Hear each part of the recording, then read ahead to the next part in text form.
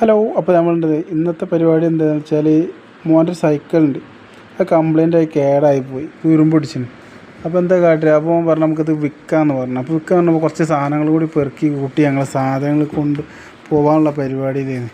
അപ്പോൾ ഓൻ്റെ ഒരു പെട്ടിയിൽ നിന്ന് ഉള്ള കളിപ്പാട്ടം എല്ലാം ഇങ്ങോട്ട് പെറുക്കിയെടുത്തു. പക്ഷേ അതിൻ്റെ ഒരു സാധനം പോലും എടുക്കാൻ സമ്മതിച്ചില്ല കേട്ടോ.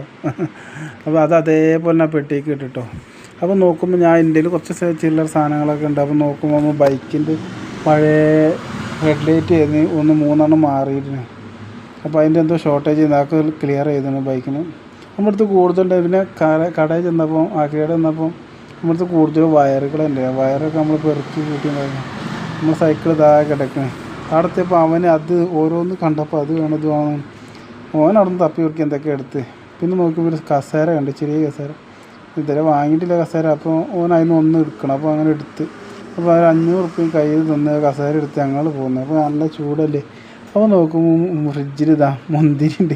അത് നോക്കി മുന്തിരി ജ്യൂസ് അടിക്കാൻ നോക്കി. പക്ഷേ അത് പറ്റിയില്ല. കാരണം അത് എന്നോട് നേരെ ഞങ്ങൾ വൈനുണ്ടാക്കിയാണ്ട് എടുത്ത് വെച്ച്.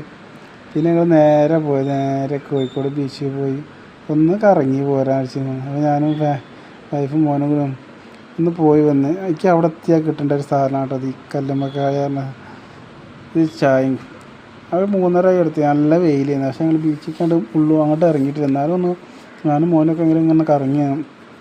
അവനാണെങ്കിൽ മണലിൽ കളിക്കാഞ്ഞിട്ട് ഇറങ്ങിയിറങ്ങി. അപ്പോൾ നമ്മൾ ചാനലൊക്കെ സപ്പോർട്ട് ചെയ്യട്ടോ എല്ലാവരും.